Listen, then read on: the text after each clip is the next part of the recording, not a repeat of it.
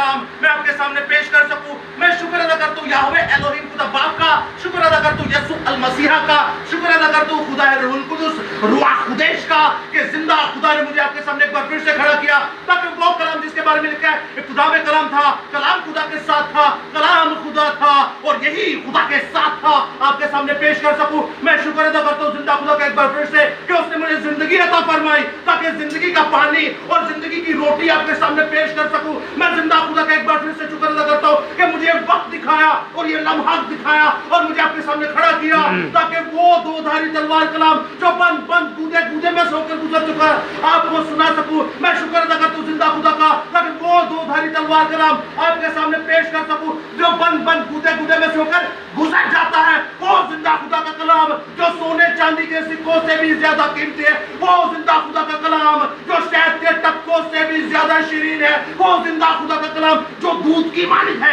वो जिंदा कलाम जो जिंदा खुदा का कलाम जो अच्छी आग की मानिंद है। याद रखिएगा दोस्तों, ये वो जिंदा कलाम है जो अब तक कायम और दायम है, ये वो जिंदा कलाम है जो एवरलास्टिंग है, ये वो जिंदा कलाम है जो असल से अब तक ना कभी बदला है और ना कभी बदल सकता है। ये वो जिंदा कलाम है जो ना मुबद्दल है, ना तब्दील है और आजकल अब तक यकसा है। ये वो जिंदा कलाम है जो शख्सी कलाम यीशु मसीह और तहरीरी कलाम बाइबल मुकद्दस, ये वो जिंदा कलाम है जो पैदाइश में कुछ ना था तो ये कलाम था, और जब मुकाशफा के बाद कुछ ना होगा तो ये कलाम होगा, और ये कलाम जिसके अंदर होगा अगर वो मर भी जाए वो तो भी जिंदा होगा। Hallelujah, hallelujah. खुदा के पाक कलाम के लिए, यीशु मसीह के लिए, खुदा की पाक शरीयत के लिए, खुदा के पाक कलाम के लिए, खुदा के पाक कलाम के लिए, खुदा के क्रूस के लिए और अपने लिए एक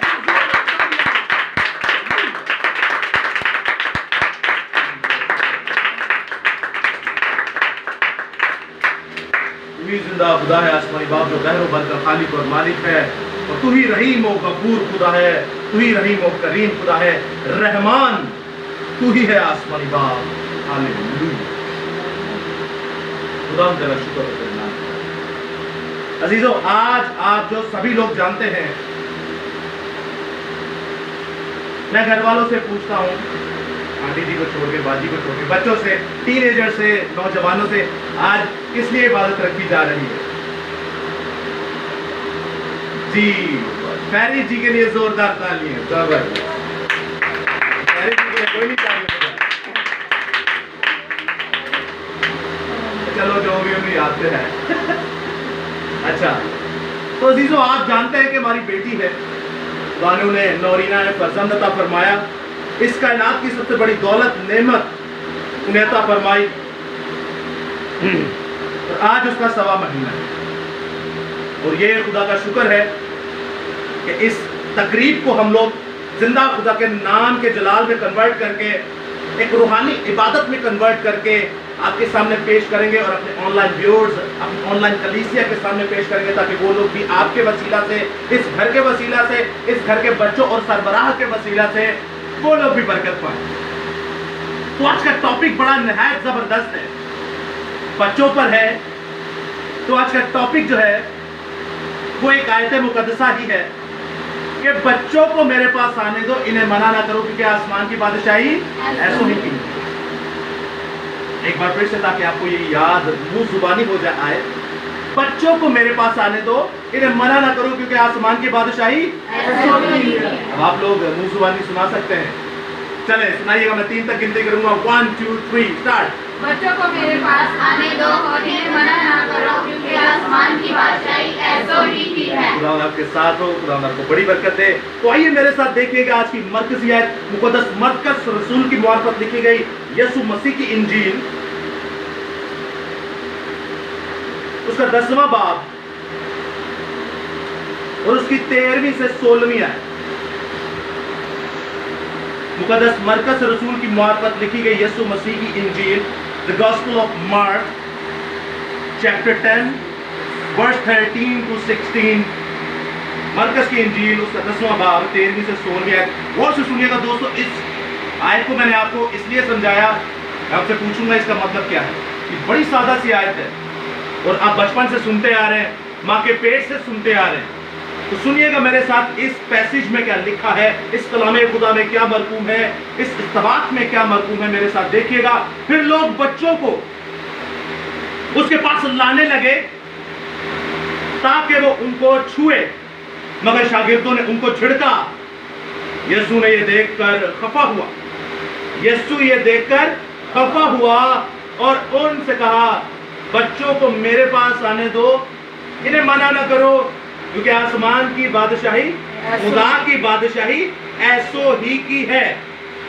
میں تم سے سچ کہتا ہوں کہ جو کوئی خدا کی بادشاہی کو بچے کی طرح قبول نہ کرے گا وہ ہرگز داخل نہ ہوگا۔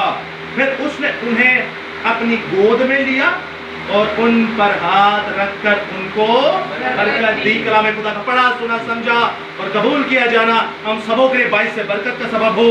خدا کا شکر ہو، آمین۔ عزیزو، سب سے پہلی چیز کو میں آپ کے سامنے یہ کلیئر کر دوں کہ بچیاں نو بپتسمہ دیتا جاتا ہے یا بچیاں نو برکت دیتی جاتی ہے؟ بچوں کو بپتسمہ دیا جاتا ہے یا برکت دی جاتی ہے؟ آپ نے کلام خدا میں کیا سنا کہ بچوں کو کیا دی؟ میرا مطلب ہے جڑے بچوں نو بپتسمہ دے دے وہ یہاں کے فیل ہو گئے، وہ یہاں کے کیا ہو گئے؟ فیل ہو گئے، کیونکہ بچوں کا بپتسمہ ہوتا ہی نہیں۔ ہاں، دو تعلیمیں ضرور ہیں، دو نسلیں ضرور ہیں، دو لوگ ضرور ہیں، دو شخصیات ضرور ہیں، دو ایمان ضرور ہیں، دو تعلیمات ضرور ہیں، دو کانسیپٹ ضرور ہیں۔ وہ کون سے؟ پیدائش 3 باب جب آپ پڑھتے تو وہاں پہ لکھا ہے 2 نسل ہیں۔ اے عورت، میں تیری نسل اور ابلیس کی نسل میں کیا رکھوں گا؟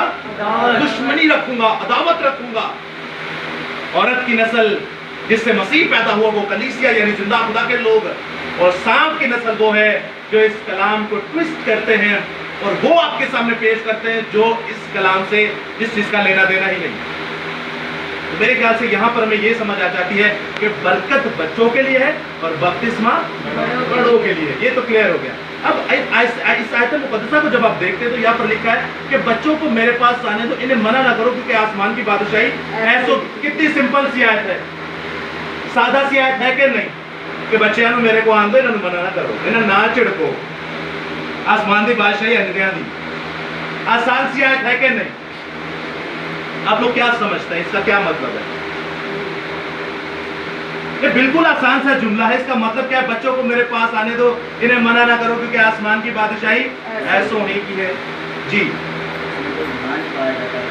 بچوں میں کوئی گناہ نہیں پایا جاتا۔ جے مسیح کی زبردست وقار بھائی نے بہت زبردست بتایا۔ جی وقار جو لوگ بچے کی زندگی کا ذہن ہوتا ہے جو گناہ نہیں کرتے، وہ خدا یہ کہنا چاہ رہے کہ بچوں کے جیسے بن جاؤ، اپنے آپ کو پاک کر لیں، اپنے آپ کو پاک کر لو، بچوں کے جیسے بن جاؤ۔ جے مسیح کی بالکل گناہ نہ کرو، گناہ نہ کرو۔ اور کوئی بچوں کی طرح، بچے بے گناہ ہیں، دماغ ان کا بچوں کے جیسے، دماغ ان کا بچوں کی طرح ہے۔ کئی لوگ بچے ہیں بادشاہ بچے، کئی لوگ بچوں کو کہتے ہیں بادشاہی بچے۔ Very good. اور کوئی؟ جی چمن بھائی، بچوں کو میرے پاس آنے دے، منع نہ کرو کہ آسمان کی بادشاہی ایسو ہی کی ہے۔ گناہ میں نہیں، بالکل صحیح بات، بالکل پیور ہوتے ہیں وہ۔ اور کوئی؟ خالی وہ جبلی گناہ ہوتے ہیں۔ بچوں پر کوئی گناہ نہیں ہوتا اور جبلی بھی نہیں ہوتا۔ جبلی تب ہوتا ہے جب وہ ہوش پہ آ جاتے ہیں، اور بپتسمہ لینے سے میرے یسوع کے جبلی گناہ بھی ان پہ ختم ہو جاتے ہیں۔ بچہ پیدا جب ہوتا ہے اس پہ کوئی گناہ نہیں ہوتا۔ اگر جبلی ان پہ گنا جائے گا تو یاد رکھے گا مرنے کے بعد وہ دوزخ میں جائے گا۔ تو آسمان کے فرشتے جو ہیں وہ بھرے پڑے ہیں بچوں سے۔ آپ لوگوں نے سب نے صحیح جواب دیا کہ بچوں کو میرے پاس آنے دو، منع نہ کرو، کیونکہ آسمان کی بادشاہی ایسو ہی کی ہے۔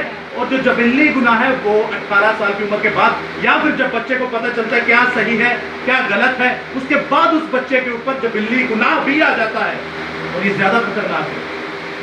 اچھا کیا وقاص بھائی نے اس کو ہمارے سامنے رکھا تھا کہ ہم اس کنفیوژن کو بھی کلیئر کر سکیں کہ جبلی گناہ جب وہ بپتسمہ لینے کا وقت ہو جاتا ہے اس کا، تب وہ گناہ بھی اس پر آ جاتا ہے۔ تو ان سارے گناہوں کو دھو دیتا ہے یسوع المسیح کے نام کا خدا باپ، خدا روح القدس اور بیٹے، باپ بیٹے اور روح القدس کے نام کے بپتسمہ ان تمام چیزوں کو کیا کر دیتا ہے؟ دھو دیتا ہے۔ اب میں آپ سے ایک اور سوال کرنے کو، بچوں کو میرے پاس آنے دو، انہیں منع نہ کرو، کیونکہ آسمان کی بادشاہی ایسو ہی کہ آپ کے ذہن میں کس عمر کے بچے یہ آ رہے ہیں؟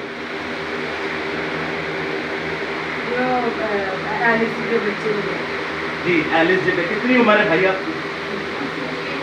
6 साल। Very good. और कोई? और कौन से किस बच्चों के बारे में, किस उम्र की बात हो रही है? हमारी बात हो रही है कि हम बच्चों की तरह मतलब हमारा ध्यान आ पाएगा, मतलब हम बपतिस्मा लें, हम पाप हो जाएं। यानी कि जो बच्चों की तरह हो गए ना, जो बच्चों की तरह इंसान है, आसमान की बातचीत उनकी होगी।